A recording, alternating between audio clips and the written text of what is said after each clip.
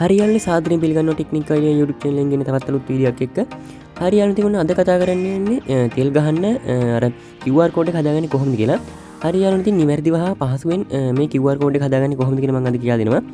හරියල්ලේ ඉතින් මේ තියෙන වාතාවරණයත් එක්ක රටේ තියෙන තෙල් සංචිත සුරක්ෂිත කරගන්න මේ QR කේත ක්‍රමය හඳුන්වලා දීලා තියෙනවා. හරියල්ලේ ඉතින් මේක ඔයාලට අලුත් දෙයක් නෙමෙයි. ඉතින් මේක කලින් තිබ්බ දෙයක්. හරි යාළුවනේ ඉතින් අද කියලා දෙන්න යන්නේ මේ QR එක කොහොමද හදාගන්නේ කියලා.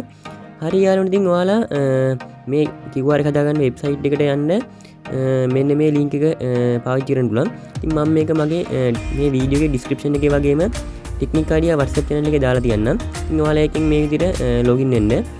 හරි යාළුවනේ ඉතින් මේ විදිහට යද්දී ඔයාලා කලින් අර අර්බුද කාලේ මේ QR එක හදලා තියෙනවා නම් මම මේ දැන් කියලා දෙන විදිහට හදාගන්න. හරි යාළුවනේ ඉතින් ඔයාලා QR එක කලින් හදලා තියෙනවා නම් මෙන්න මේ විදිහට මේ වෙබ්සයිට් එකට ගියාන් පස්සේ මෙතන මේ තියෙන vehicle login කියන බටන් එක ක්ලික් කරගන්න. හරි යාළුවනේ මම ආයෙ පෙන්නන්නම්.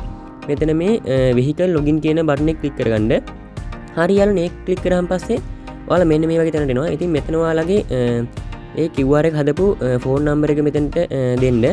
ඉතින් මේ ෆෝන් නම්බර් එකට OTP කෝඩ් එකක් එනවා. ඉතින් ඔයාලා මේ OTP කෝඩ් එක හරියට මතක තියාගෙන මෙතනට දෙන්න. ඒ කියන්නේ ඒ ආපු OTP කෝඩ් එක මෙතන ටයිප් කරගන්න. ඉතින් යාළුවනේ ඔයාලා අර කලින් අර්බුද කාලේ මේ QR එක හදාගත්ත කට්ටිය මේ විදිහට හදාගන්න. ඉතින් අලුත් කට්ටිය මම ඊළඟට කියලා දෙන්නම් ඒ හදන විදිහ.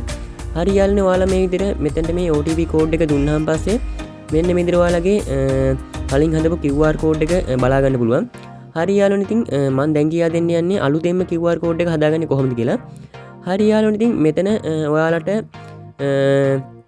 අතන vehicle registration කියන බටන් එක ක්ලික් කරාන් පස්සේ ඔයාලා මෙන්න මේ වගේ තැනකට තමයි එන්නේ. ඉතින් මෙතන ඔයාලගේ ඉස්සල්ලාම ඔයාලගේ ජාතික හැඳුනුම්පත් අංකය නම්බර් එක ඒ විදිහට ඔයාලගේ details ඇතුළත් කරන්න.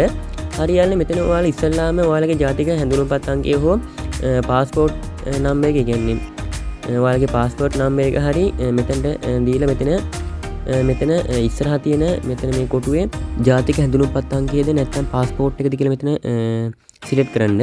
ඊට පස්සේ ඔයාලා ඊට පල්ලහින් තියෙන තැන ඔයාලගේ මේ QR කෝඩ් එක හදන ෆෝන් නම්බර් එක දෙන්න. එන්න ඔයාලගේ QR කෝඩ් එක හදන්න ඕන ෆෝන් නම්බර් එක දෙන්න. ඊට පස්සේ ඔයාලගේ නම ඒ වගේම ඔයාලගේ ඇඩ්‍රස් එක මෙතනට දීලා ඊට පස්සේ මෙතන මේ විදිහට රෙජිස්ටර් නෙක්ස්ට් කියන එක දෙන්න. ඊට පස්සේ යාළුවනේ ඔයාලා මේ විදිහට vehicle details කියන තැනකට එනවා. ඉතින් මෙතන ඔයාලගේ වාහනේ අදාළ කරුණු තමයි දෙන්න තියෙන්නේ. ඉස්සල්ලාම ඔයාලගේ vehicle number එක ඉල්ලනවා. ඉතින් මෙතන ඔයාලගේ වාහනේ number plate එකේ තියෙන number එක දෙන්න පුළුවන්. ඊට පස්සේ මෙතන vehicle type එක අහනවා. ඉතින් මෙතන ඔයාලගේ වාහනේ මොන වර්ගයකටද අයිති වෙන්නේ කියලා මෙතන සඳහන් කරන්න. මෙතන ඔයාලගේ 3 wheel, van, bike, bus ඒ වගේම ඔයාලගේ වාහන වර්ගය අහනවා. ඉතින් මෙතන ඔයාලගේ වාහන වර්ගය සඳහන් කරන්න. ඊට පස්සේ ඔයාලගේ වාහනේ chassis number එක අහනවා. ඉතින් මෙතන ඔයාලගේ වාහනේ chassis number එක දෙන්න. ඊට පස්සේ මෙතන පල්ලහින් ඔයාලගේ වාහනේට ඩීසල්ද පෙට්‍රල්ද ගහන්න කියලා අහනවා. කියන්නේ ඔයාලගේ වාහනේ ඩීසල් එකක්ද පෙට්‍රල් එකක්ද කියලා අහනවා. ඉතින් මෙතන ඔයාලා ඒක සිලෙක්ට් කරලා මෙතන මේ ටික් එක දාලා මේ I agree කියන එක ටික් එක දාලා මෙතන මේ next කියන එක දුන්නාන් පස්සේ ඔයාලගේ QR code එක හදාගන්න පුළුවන්. හරියන්නේ ඔයාලා මේ හදාගත්ත QR code එක පහසුවෙන්ම ඔයාලගේ ෆෝන් එකට download කරගන්න පුළුවන්. ඒ වගේම තමයි යාළුවනේ ඔයාලගේ වාහනයට ලැබෙන තෙල් ප්‍රමාණය බලා ගන්න පුළුවන්. හරියන්නේ ඔයාලට මෙතන පල්ලෙහින් තියෙන මේ බටන් එකෙන් ඔයාලගේ QR එක චේන්ජ් කරගන්න පුළුවන්. කියන්නේ වෙන QR එකක් හදාගන්න පුළුවන්.